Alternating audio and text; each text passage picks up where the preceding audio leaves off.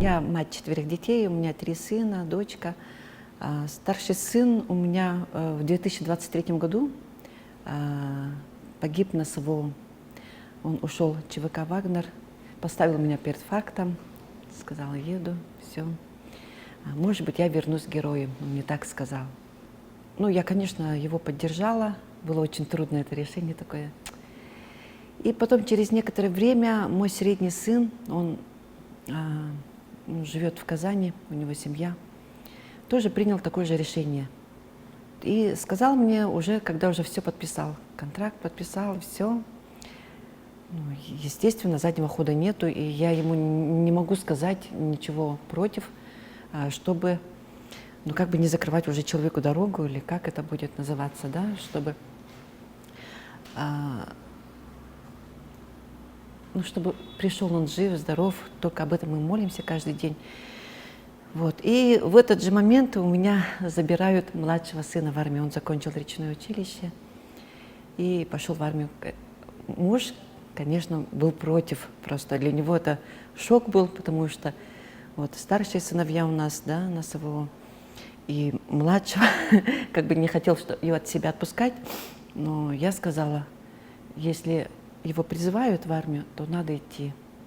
Пусть выполняет свой долг. Вот, он у нас самый маленький, вот, мальчик.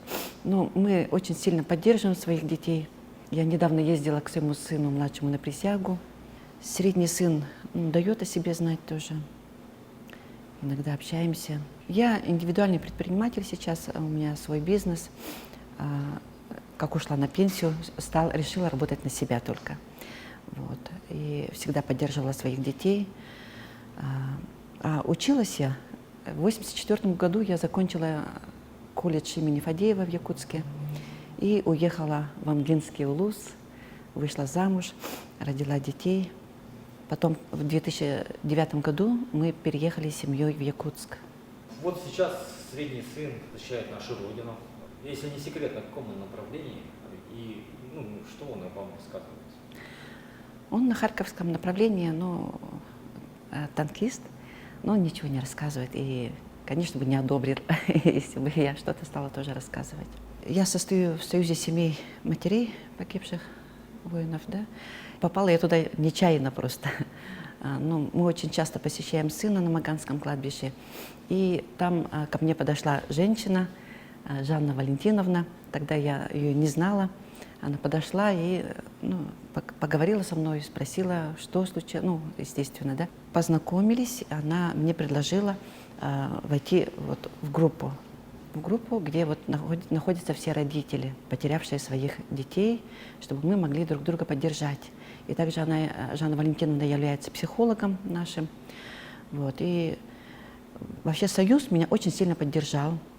И советами, и психологической поддержкой.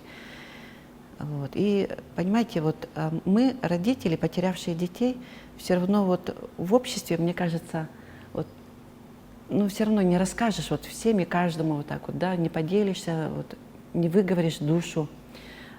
Может быть, даже некоторым это как-то, может быть, и неприятно буду так говорить прямо, да. У меня даже было как-то так выражение, когда мне женщина одна сказала: почему ты так часто о нем говоришь? И, о сыне, о погибшем, мне так это было трудно. И я понимаю, что это другая жизнь, другие люди.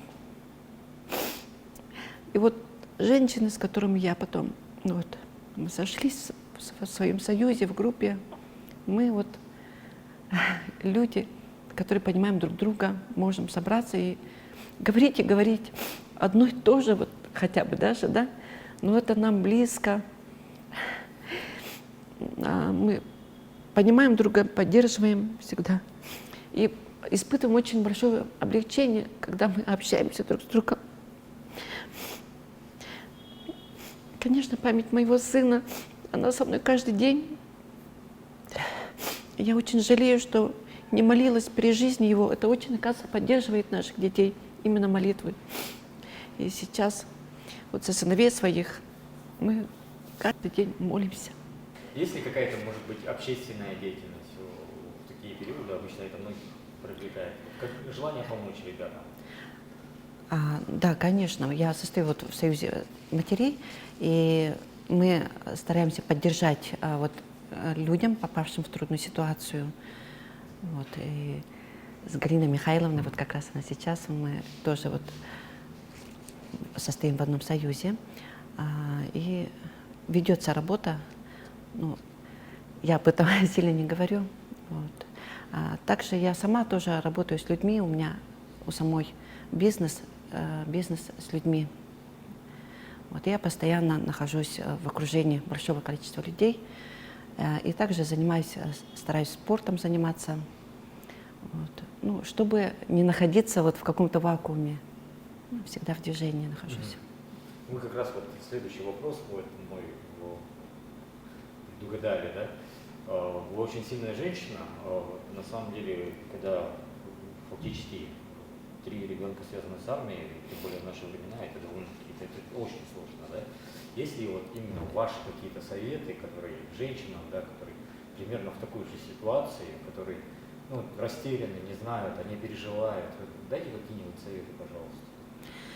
Ну, здесь все чисто индивидуально.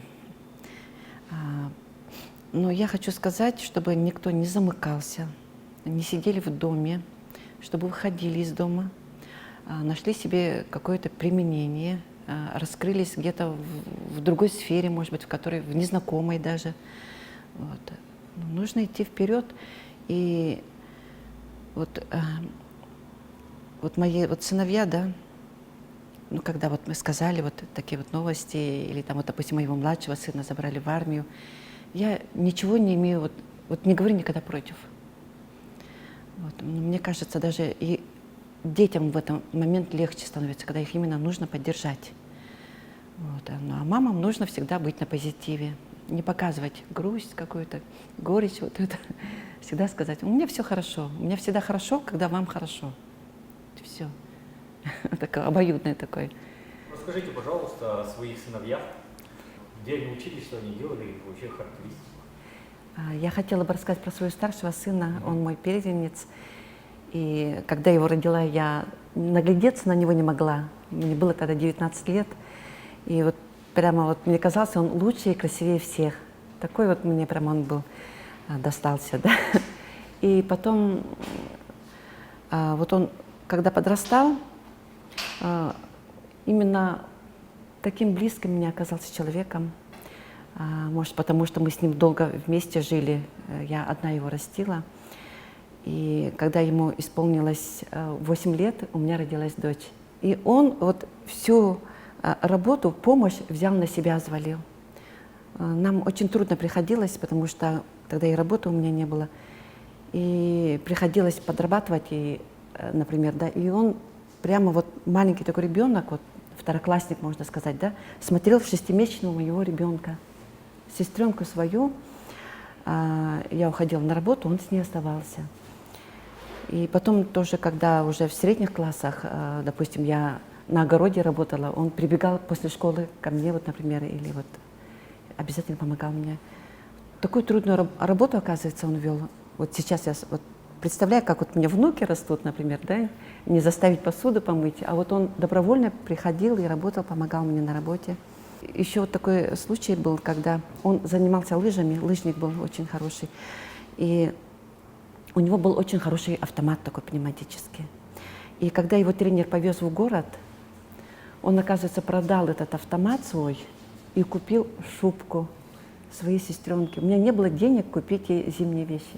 Представляете, он школьник и привозит такую шубу, маленькую такую искусственную. Я так удивилась тогда.